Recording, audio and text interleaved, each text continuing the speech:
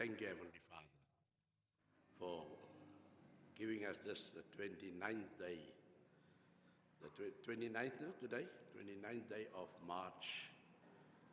And the days are just flying. It means we're nearing the first quarter almost of the year. So we are thankful for the Lord for this blessing and that we can, in this manner, come together. This morning we're going to pray for those that need prayers, and also, how many is there on Zoom so far, Brother Wycliffe? 4. Well, welcome to those on Zoom also. It's a privilege to have you. And me and Brother Theo, we will take note who's all on Zoom, and maybe we'll have to go and give them a physical visit. Even those there in Swellendam, whichever language you are speaking. So, but first we will need to get maybe, what do they call the Google thing or the maps? I'll send you a pin so that we can get your home address and so on. So even those in Swellendam, we would like them to make contact with us so that we can make an appointment, and me and Brother Theo would like to pay you a personal visit. Don't worry about petrol or distance. I love driving.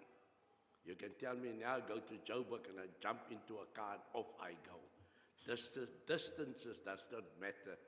To go to Swellendam is like a yawn. It's just around the corner. So even we would like those that are, if they are on Zoom, I know Danica, the Val is one. I don't know if the Jordans is still in South Africa. Last time I heard they were going to USA to visit or so. The children there, they're working on the farms. But I know me and him are busy.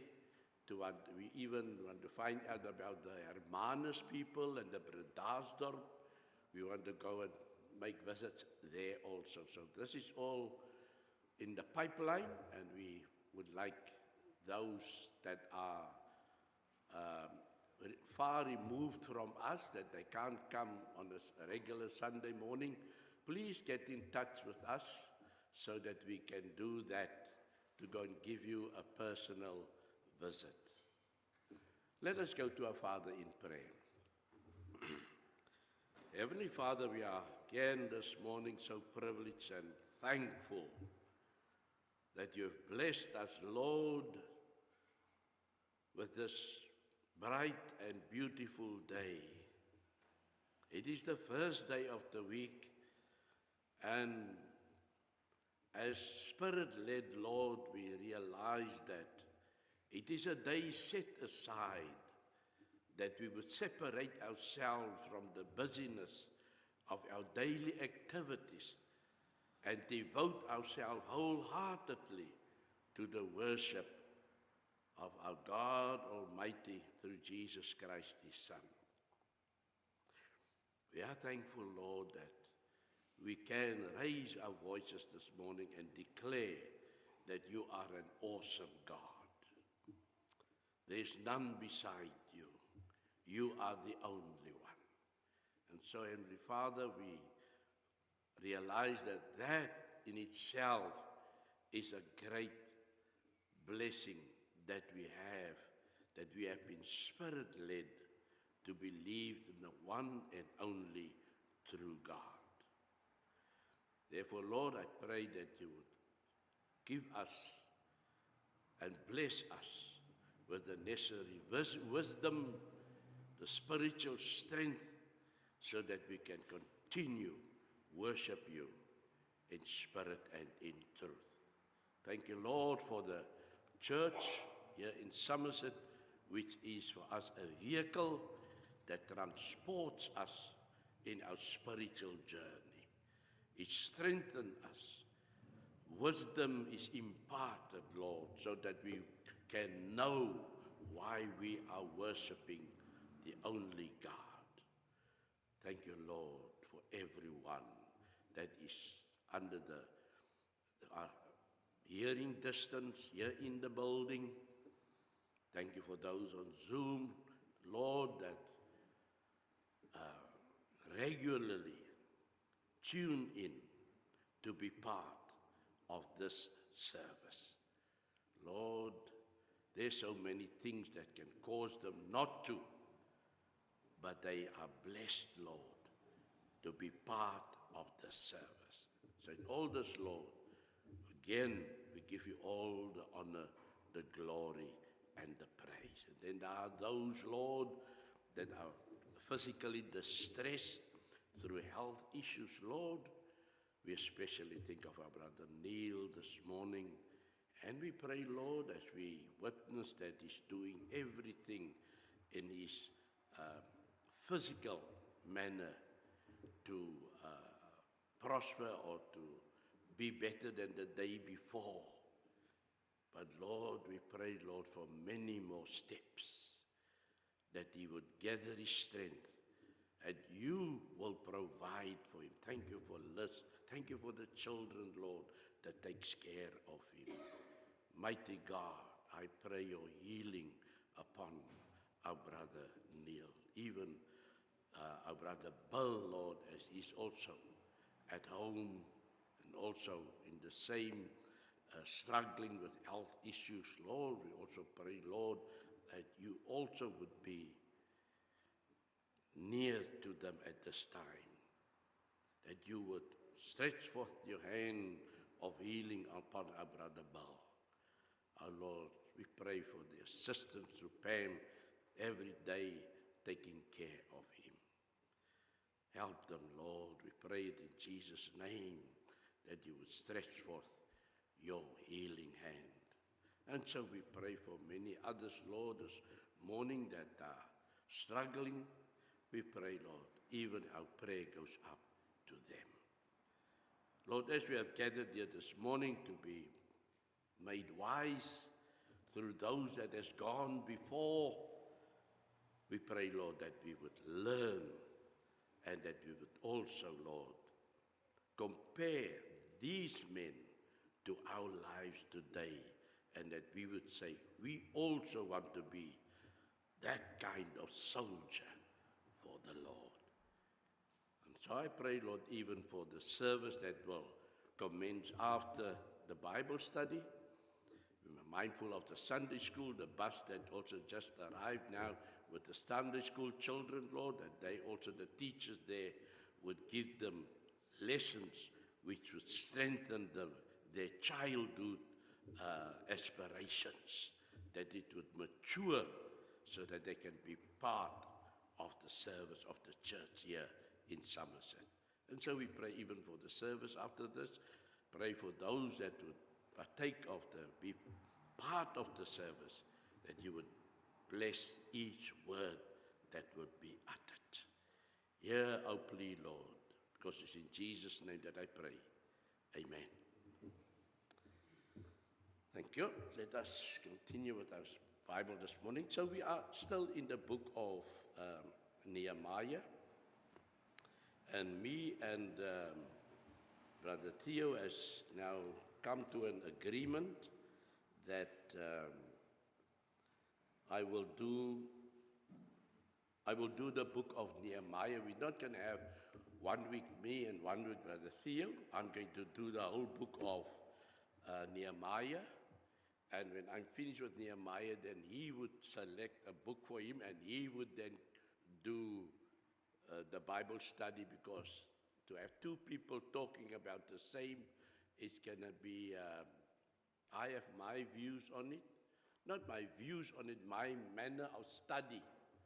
And his manner of study.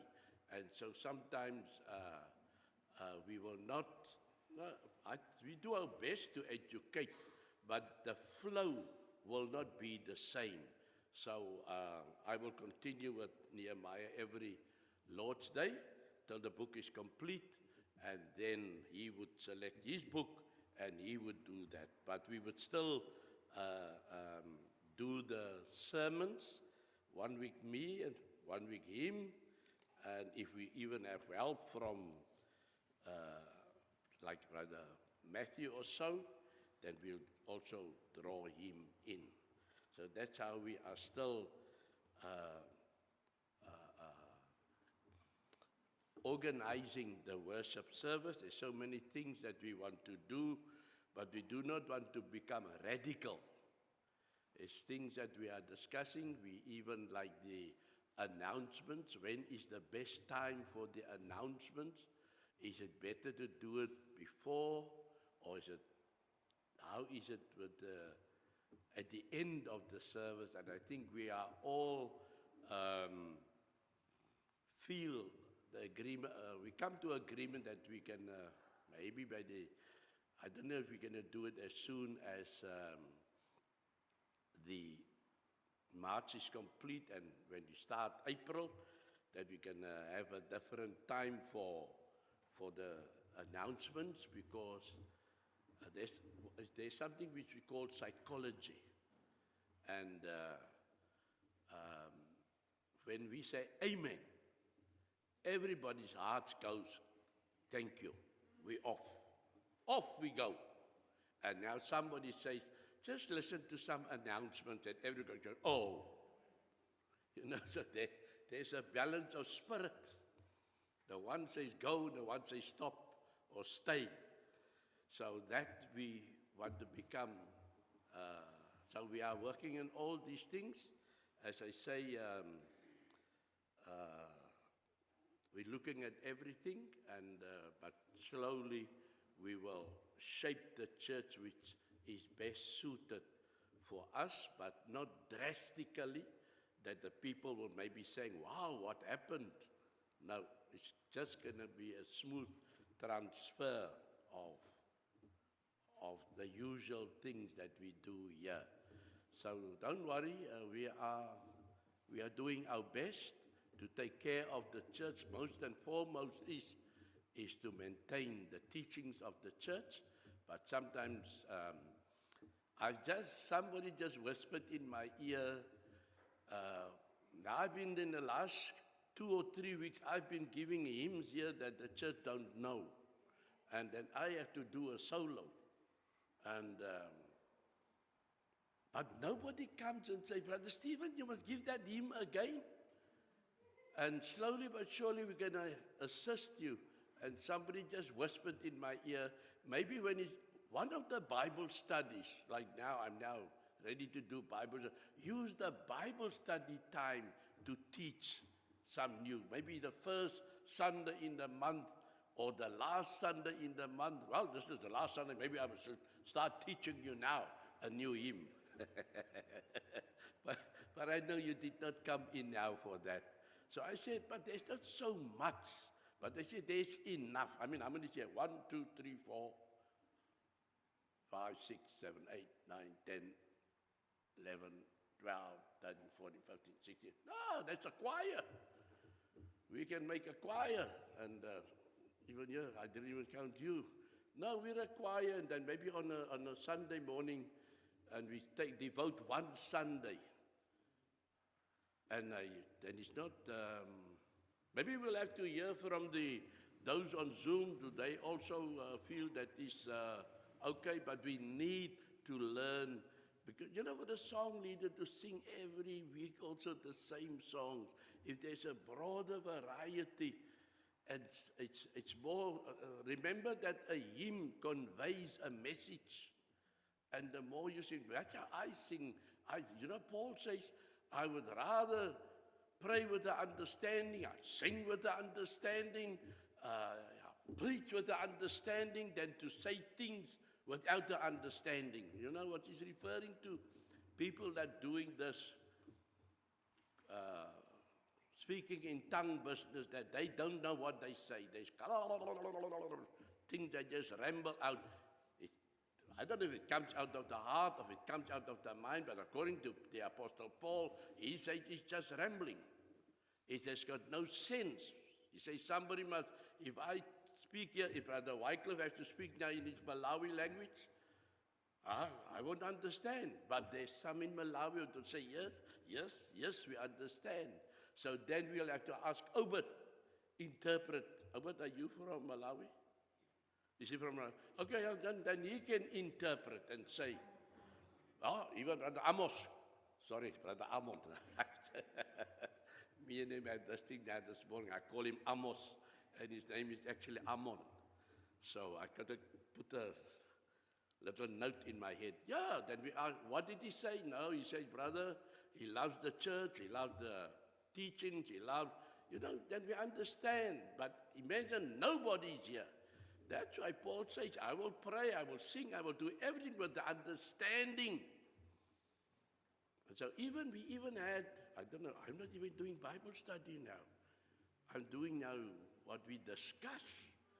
We even had this thing that says, Brother Ammon, you're going to lead us in one of your, is he from Malawi? One of your Malawian hymns. Or Wycliffe must lead us in one of his Malawi. Or who's from Zimbabwe? One of the Shona hymns. Wilmot, not Wilmot. Wilton, you see, I give people names. And Obed, is he from Zimbabwe? But you just said now he was from Malawi. Oh, okay, all right, I didn't get that one. All right, then we ask one from, that's what in Gauteng, that is what I come to learn there. That they would say, we will have now a traditional hymn, or we'll have one there was also people from different cultures together. We'll have now Shona hymn, or we'll have now a Malawian hymn. And why must we just have the English language? Praise the name in all, like the Lord in all languages. So those are all things that we are discussing and putting our heads to, and so that all can be part of the service, but that there must be a smooth operation, if I have to put it that way. So, all right, that's I just spent how many? 15 minutes now. Am I buying time now? 10 minutes that I've been on this business. All right. I hope, as I say, those on Zoom that is from Swellendam, send us a pin so that we can come and visit you. As I say, distances doesn't make any, we would like to come and face-to-face visit you and so on. Just keep the donuts ready. If there are no donuts, it's all right. Anything will do. Okay. Nehemiah chapter 1. I think we're going to do chapter 1 and chapter 2. And I just look, the Apostle Peter says there in his book, he doesn't find it a problem to remind you again. It's just stirring up our pure minds. So you may find and say, but brother, you've already spoken about chapter 1 last week, but maybe I did not bring everything over, because I spoke more that the history before Nehemiah, why there is now a book of Nehemiah. All right, the words of Nehemiah, the son of Hakaliah. That is now the introduction of Nehemiah, who he is. And he says, now it happened in the month of Chislev, in the 20th year, while I was in Susa, the capital, that Hanani, one of my brothers and some men from Judah came. And I asked them concerning the Jews who had escaped and had survived the captivity, and about Jerusalem. So he falls, like they say in Afrikaans, hy val sommer met die dier in die huis. He just walked through an open door, let me put it like that. And he is introducing himself, and he's making the point clear. He is concerned about Jerusalem. But what we find here is that he's very personal. He uses the noun I. And it's always, if he wrote this, well, the point is that as we study, we find that they say Ezra is the scribe, and this must have been the notes of Nehemiah, because throughout the book, he would use and refer to him. It's me, it's I that are saying these things. That he says here, and I asked them concerning the Jews, and you can see verses 4 says, now it came about when I heard these words, I sat down and wept and mourned for days, and I was fasting and praying before the God of heaven, and I said, I beseech thee, O Lord, O God of heaven, the great and awesome God. And then also in verse 6, the servant which I am praying before thee day and night. He says, I and my father's house have sinned. And so we can go on. And even in, they would always refer, not always, they refer you to the book of Ezra, that this is the book just before the book of Nehemiah. There is that the book is called the book of Ezra, but you don't find that he's referring to him in the book. Well, you see the name Ezra, but there's no personal. I love this verse, chapter 7 of Ezra, verses 10.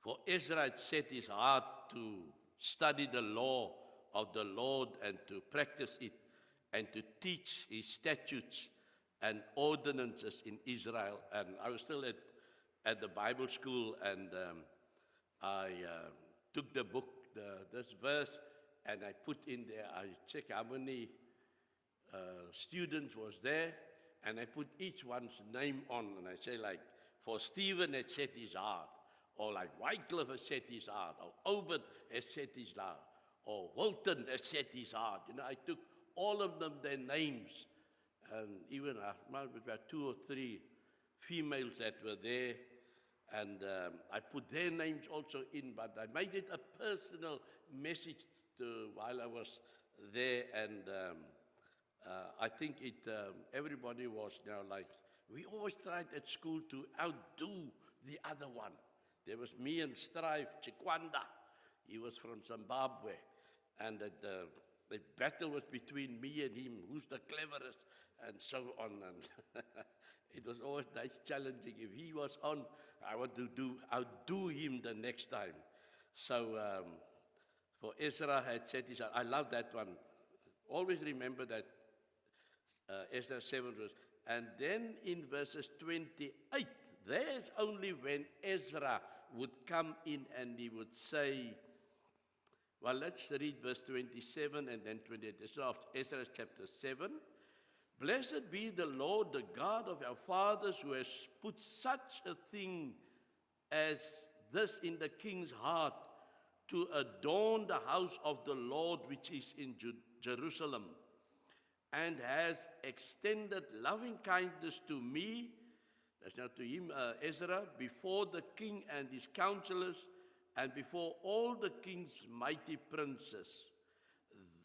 Thus I, that is now Ezra saying this is the first time he is referring personally to him.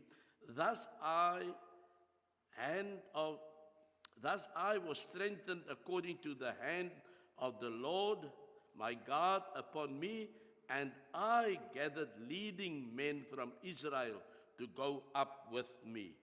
And so we can go into chapter 8 and verses 15, and there you will also read, now I assembled them at the river that runs in Ahava, where we camped for 3 days, and when I observed the people and the priests, I did not find any Levites there. So I sent for Eliezer,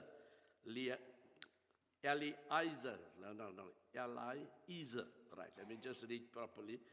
Ariel, Shemaiah, Elnathan, okay, there's all the names there, but he mentions, so I sent for these guys, verse 17, and I sent them to Iddo. And further down he said, and I told them what to say to Iddo and his brothers. And verse 21, he would say, this is now chapter 8 of Ezra, then I proclaimed a fast there at the river Ahava. Verse 22, for I was ashamed to request from the king troops and horsemen to protect us. Verse 24, he would say, then I set apart 12 of the leading priests 25, and I weighed out to them the silver and the gold and so on. So we can continue and reading where Ezra then from chapter 7 referred to I, bringing the personal note into the book of Ezra. But Nehemiah immediately in his entering or his producing the book of Nehemiah, he starts off with saying, I am involved in this. And now we find that, as we say, he is inquiring about Jerusalem. And now we also need to have some time. Where in the history is he? Remember, they were for 70 years in Babylon, in exile, and then Cyrus came and said, look, I understand there's lots of people here in Babylon, that there's the previous regime, so I should use that, but it's actually the previous empire. That was the Babylonian Empire, which they conquered, now the Persians. And he said, look, go to your homes, go back, go and worship your God. And he found out that there were now those of Jerusalem or from Judah. And he says, you can go home. And so Zerubbabel was the first guys that then left. And they say about 20 years later, it was Ezra that gathered now, as we have read there, he gathered now some people, and they went down to help those that went already to build the temple and to, remember the temple is foremost in their worship service. Without the temple, they lost, because God said, my presence will be in the temple, but because of their sin, and they, how can I say, they worship idols, God put them into exile to convert them. And now they're back again, and they want to rebuild the temple, because without the temple, they're feeling lost. Remember that we are the temple of God today, according to 1 Corinthians chapter 6. We are the temple of God. Doesn't live in temples made with hands. He lives in us today. They were serious about the temple. And then another Nehemiah, I think it's about 90 years after the first order, which Cyrus gave them to go and build. He then had to, then he's now inquiring, look, there's two groups that's already left. Those under Zerubbabel and those under Ezra. So in everyone's mind that is still in Babylon, they would only want to hear good news. And so, here this brother of him comes, Hanani, and says, no, the walls are down. What does he say here? And they said to me, in verse 3, the remnant there in the province who survived the captivity are in great distress and reproach, and the wall of Jerusalem is broken down, and its gates are burned with fire. So, it seems like this cannot be referring to when Nebuchadnezzar burned down Jerusalem. Because they knew that Nebuchadnezzar destroyed Jerusalem. So they can't bring old news to him. But what we do understand is Zerubbabel and Ezra did go, and they went to rebuild Jerusalem. Unfortunately, things didn't go so smoothly. There were men that stood up and wrote a letter. This was now a different Artaxerxes. I think it's Artaxerxes. He was now the new king there in Persia, and these governors complained, how can you send these people? It was in the first place they were destroyed because they challenged the previous kings. Now you're giving them more strength to rebuild their faith or to rebuild the temple, which is going to make them mighty again. Remember, those people has got a reputation that they destroyed. If I have to read from me, like Jericho and all these people, Maybe it is they know about the Israelites. They were good. They were strong. That was as long as they walked closely with God. But when they forsook God, I think it is in Leviticus chapter 23. Let me just see my notes here if I've captured it. I think it's Leviticus chapter 23. Yeah, Leviticus 26, 23 and 33. When God spoke to them, or Moses spoke to them on behalf of God, Leviticus 26 verses 23, it says, And if by these things you are not turned to me, but act with hostility against me. That is now God, through Moses, speaking here that they make enemy of God. Then I will act with hostility against you. And God is now the I here, even I, God, will strike you 7 times for your sins. You not walk according to my precepts, I will destroy you, God says. And verses 33 says, You, however, I will scatter among the nations and will draw out a sword after you. As your land becomes desolate and your cities become waste. If you do not walk according to my precepts, God honors his word, I will destroy you. So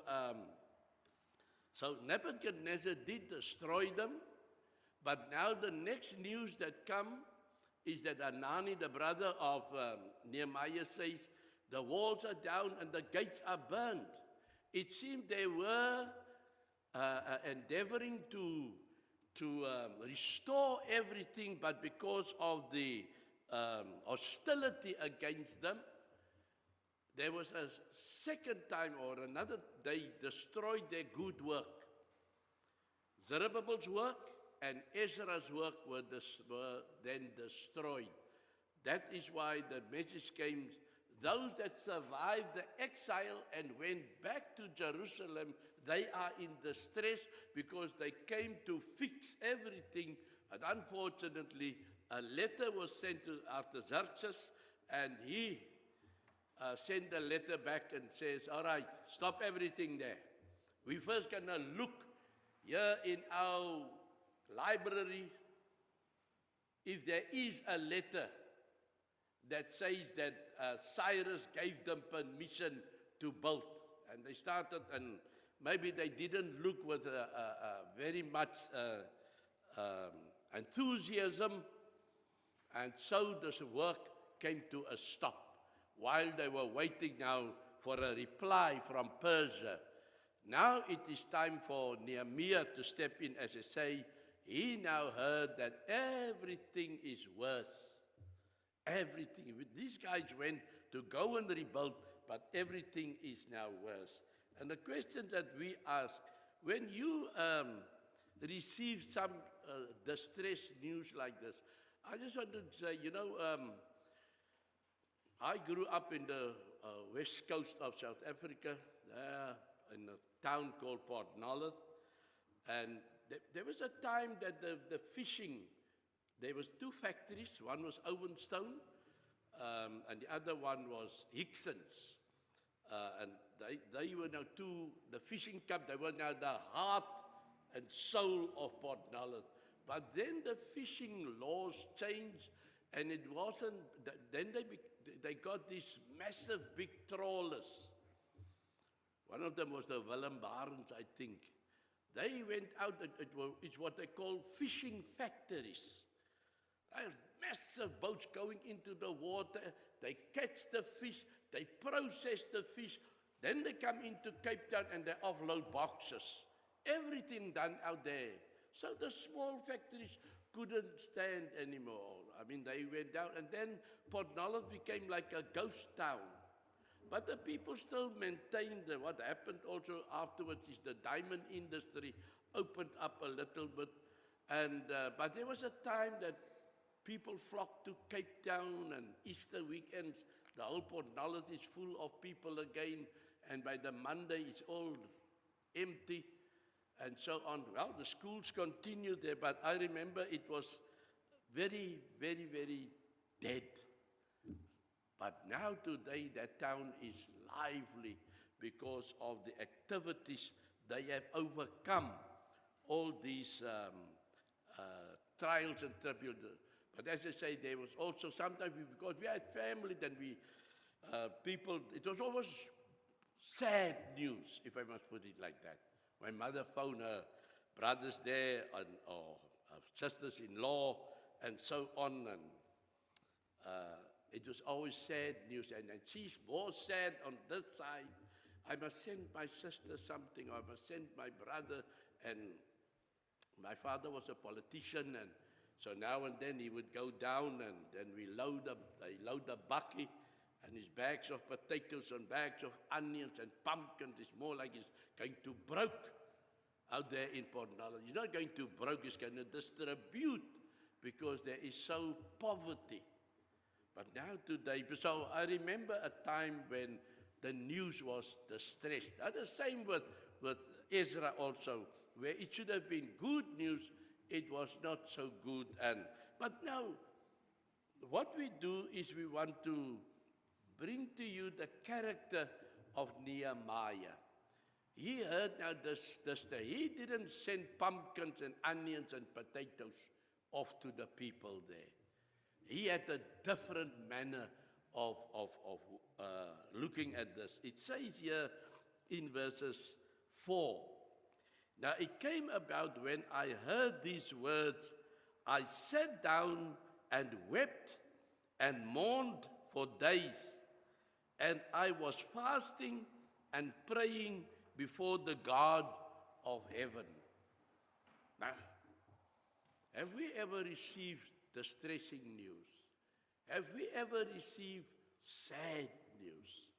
So how do we react? If I must now be honest with myself, even if I must receive sad news, I must maybe hear a relative of mine. I was in Dubai in 2019, and I was sitting at Pizza Hut, and my grandchildren wanted to buy that 1 meter long pizza. And we've just finished ordering the pizza when the news came through. Two of my brothers, we heard that they had heart attacks. And next message that came, the one survived and the one did not survive. That was a tremendous blow to me. I was sitting there and thinking, I can't go and jump now on a plane and fly back. What can be the use of that? One is passed on, the one is laying in Plattekloof Hospital and fighting for his life there. And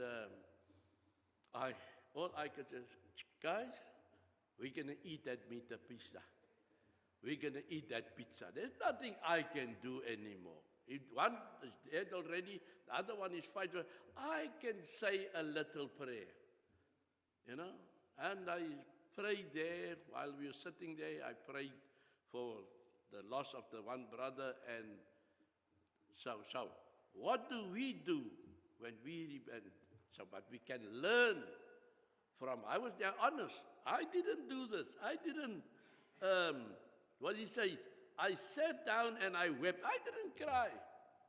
Maybe there was one or two tears that ran down the impact of that verses, but I didn't sit and cry. Where am I now? I was sat down and I wept and mourned for days. No. I just got home and then I picked up the phone and I phoned who I can phone just to find out how's everyone coping. Are they all okay? And so on. And I was fasting and praying before the God. I ate the pizza. I ate that 1 meter pizza. I didn't fast, so you compare yourselves.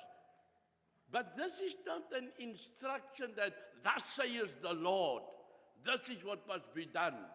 If we receive news from here, we've got lots of foreigners here and we always hear from someone there. Our sister Cecilia had a brother that passed away, and so on. And so we hear lots of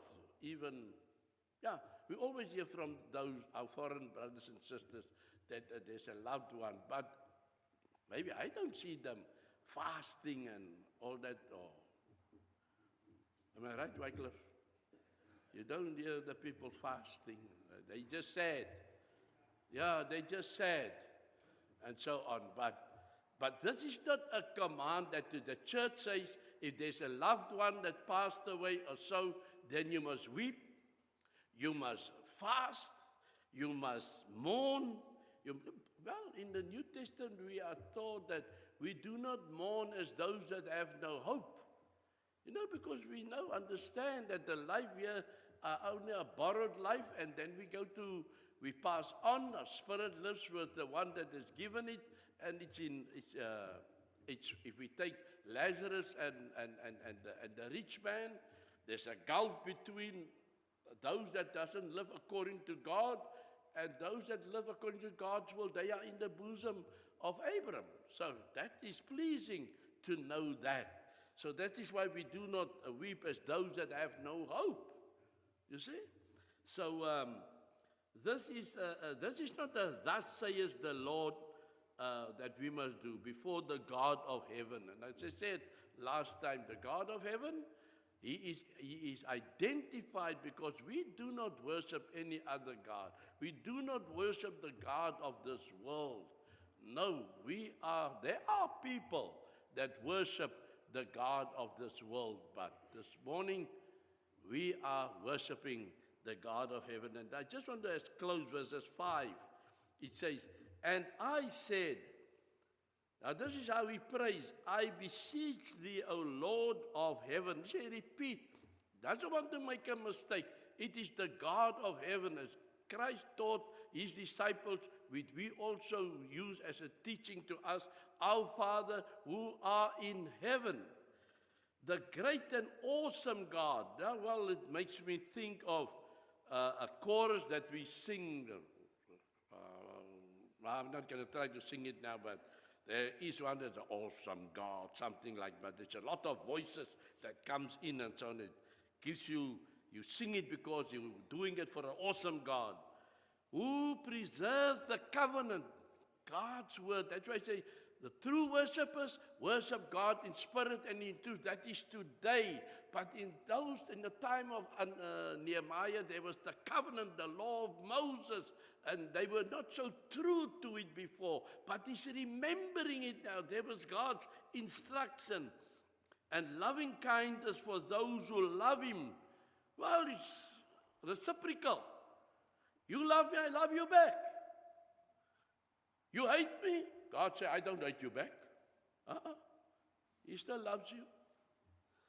And keep his commandments. So what?